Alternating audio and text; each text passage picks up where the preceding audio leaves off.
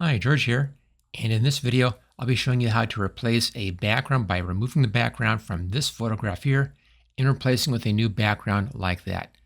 And this looks like it's a real easy project. Just use Subject Select and swap out your background. But in this case, it isn't that easy. This is actually a fairly difficult one because of the colors and values around the background in here. Subject Select does a really bad job with this.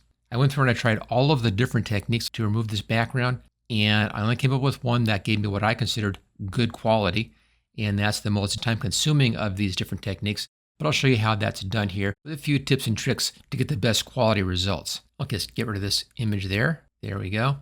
Let's start off with this picture here. And then for the background down here in the photo bin, I have this image. Let's just bring that in. Easy way here is just to grab the image and drag it over here. Don't click on it, just drag it over. And this now resizes properly. Use the Control-T keyboard shortcut to bring up your transform handles. And then grab a corner and just drag the corners out so that this is then large enough. And leave it centered, that's pretty good. So background's done, that was easy. Let's now hide that layer. Come down to our background layer, right click and duplicate layer. Choose OK. And drag that layer above our new background layer. You can show that again if you want to. Let's now remove the background from this person here. I tried several different techniques on this. I tried using the Subject Select and it really didn't give a good job. I tried the magnetic lasso tool. That didn't work. I tried the different selection brushes in here. None of that gave me what I considered a good result. So I had to go back to the tried and true polygonal lasso tool. Let's set this at a new selection. I have anti-aliasing set. My feathering is set at 0. I'll frequently put a feathering in here of 1 to just kind of soften the edges down, but I found on this picture 1 was too much. So to get just the right amount, we'll do a feathering after the fact, and I'll show you how that's done on the layer mask. Okay, so we have our tool all set to go here. I'm going to zoom in.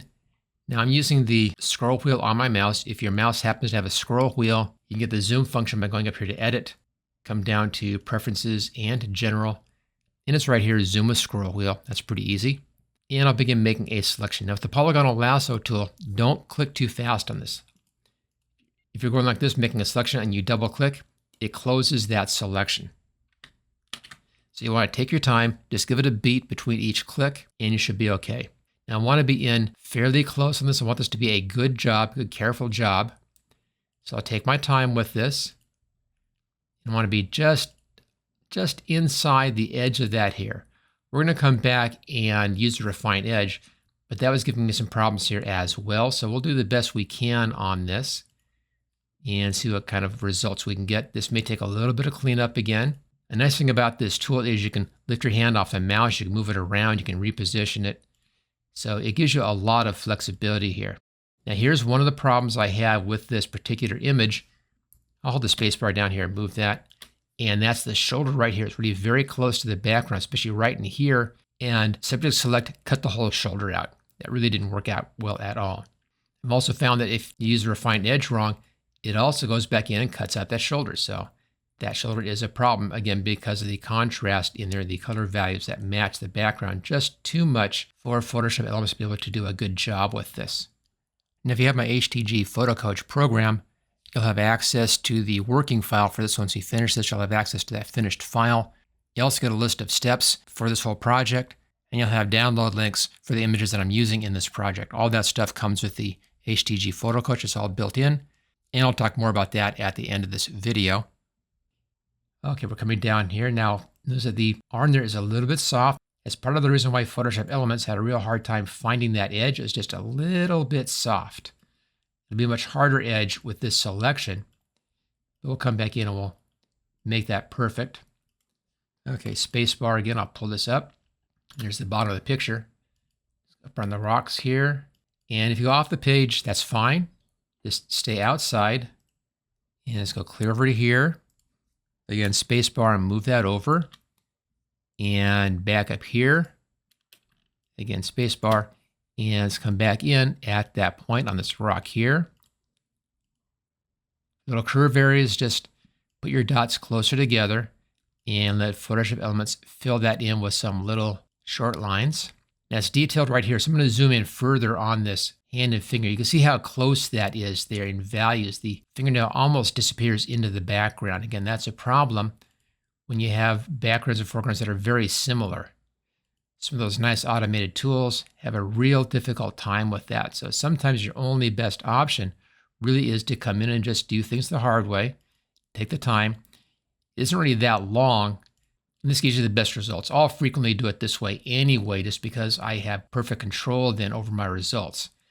Again, I'm going very careful in here and making sure I don't double click. You can see right there how that finger would just disappear into the background. Again, Subject Select couldn't find the front of that finger. It just lost that. Okay. Now I have a very light but warm background back here. This may or may not cause us a problem with the blue background that we're replacing this with, but we'll see how that looks. There are a few tricks that we can do to fix that if it's necessary.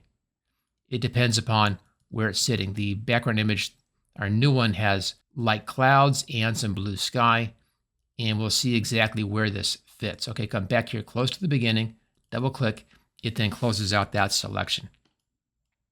Okay, let's push this back down here, and way down over here next to her hand, a couple little openings right in here. So let's switch this over to the subtract from selection option, and let's take these little pieces out, just like that, and double click, and then up here, and I'll take this one out as well. There we go. Notice that little minus sign next to the tool icon there. Lets me know that I'm in subtract mode right now. Okay, space bar again. Let's get this other side over here. And big long one, I'll just start right down here in the corner. And let's work our way up. Again, don't forget to take the time that it requires with this tool. It's easy just to begin clicking too fast when you're using this tool. So if you click too fast, it's going to close your selection and you have to go back and fix things. So make sure you allow a little beat between each time you click on that mouse so that you don't have that particular problem.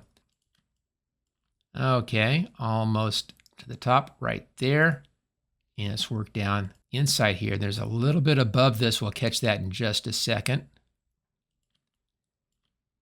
And we'll then have our basic selection all in place. You can see right through here, again, very difficult for Photoshop Elements to find the edge that it's supposed to be going with. And like I said, looks like a simple project, but actually is not, just because of the quality of the background and the foreground. Okay, a little bit right up in here. And this is the last of our little hole areas that we need to worry about. Right along the edge here. There we go. And then back down this side. And that's good. Okay, I'll use the scroll wheel again to zoom out. And I'll go to the refine edge. There it is. Looks pretty good. I have my size set fairly low in here. The default is 32. I'm bringing it down to about 15. It's a much smaller brush because I want to be in real close on this. Now, I tried a lot of different settings in here as well, and I found for the best results on this particular picture, leaving everything turned off is the way to go. Now, to zoom in here, you can't use the zoom tool, but you can use the wheel on your mouse. So the wheel still works. When you're moving around in here, you can hold down the space bar. Sometimes that's not going to work. So there is a hand tool right here, and that allows you to move things around.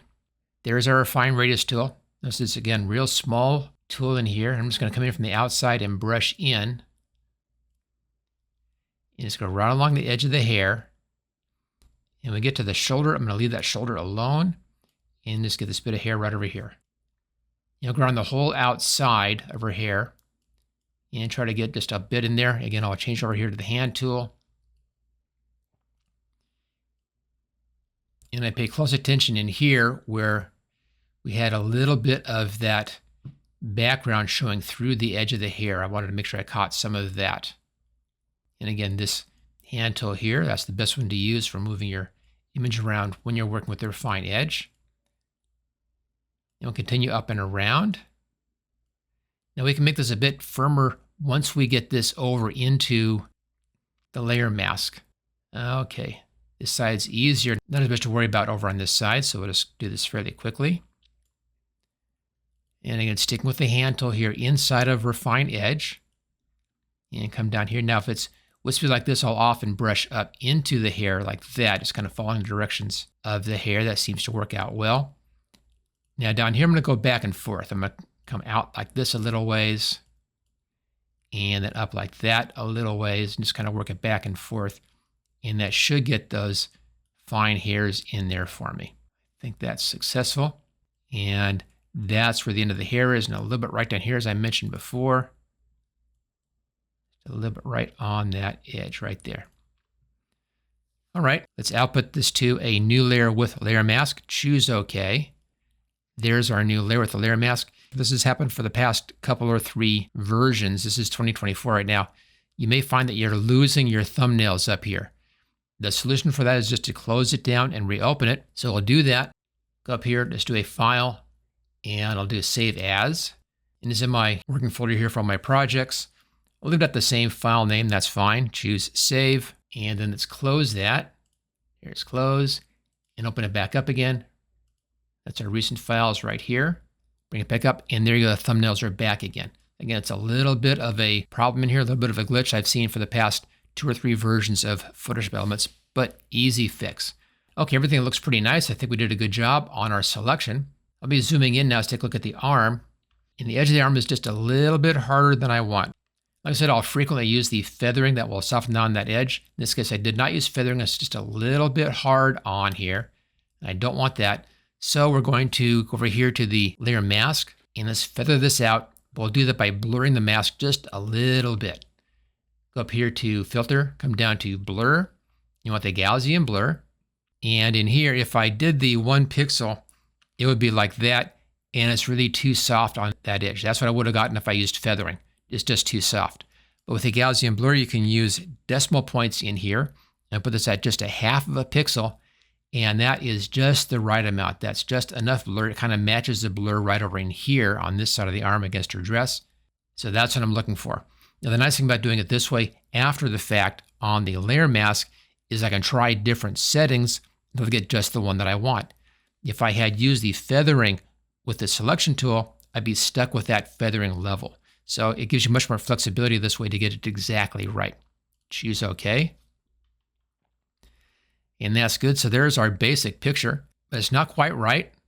Her coloration is a little bit off, and the background's not really what I want. Now, it's a very cool background, but the foreground here is warmer. You see that down here? She's a little bit on the cool side. So let's go up here to Layer, come down to New Adjustment Layer, and Photo Filter. Where it says Use Previous Layer, check that, choose OK. That will then take this filter and apply it to just that layer and not the background. And I'm just using the standard warming filter. This is almost always the right one to choose when you want to warm things up. And that looks pretty good. She's a little bit lower in contrast in the background. We can take care of that as well. I think the coloration is okay. And I think that works out well. Let's now adjust her contrast just a touch. Layer, come down to New Adjustment Layer, Levels. Again, check that checkbox, choose OK. Notice the indent over here, this little arrow thing, and that indent. That lets you know that these layers are clipped to that one layer. Now in here, she's mostly lacking a little bit of the dark side on the black. And I'll bring this up just a little bit, and I think that's looking pretty good right about there. Maybe bring her up just a, maybe not, maybe to the right is better. A little bit darker on the midtones, and a little bit more on the lights, just a hair. Okay, that's pretty good. So I think her values are now matching the background values better, but I want to adjust the whole picture now on its values, and I can do that with another one of these adjustment layers. Go up to Layer, come down to New Adjustment Layer, same one, Levels. This time, do not check that checkbox, choose OK. And notice how this one is not indented. Now, any adjustment I do here will be applied to everything, in this case, the foreground and the background, so I can get the overall values adjusted.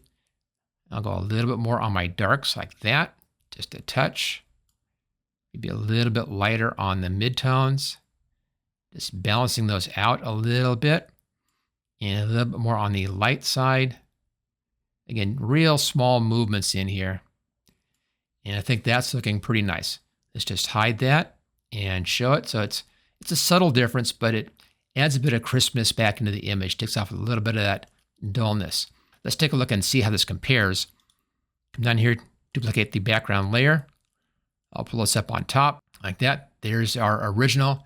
And here's our new background. And I think it's much more attractive with this new background in there. If you want all the materials for this project, and along with a step-by-step text-based tutorial on how this is done, I have all of that included in my HTG Photo Coach for Photoshop Elements program. If you want to find out more about that, I'll put a link for that in the description. And I'm putting in all of these materials for all of my videos over into that program, so it's all available there. If you want to learn everything about how to use Photoshop Elements, then take a look at my complete training course for that. Again, I'll put a link for that in the description. Don't forget to hit that like button. Make sure you click on subscribe and hit that bell icon for notifications. And I'll see you next time.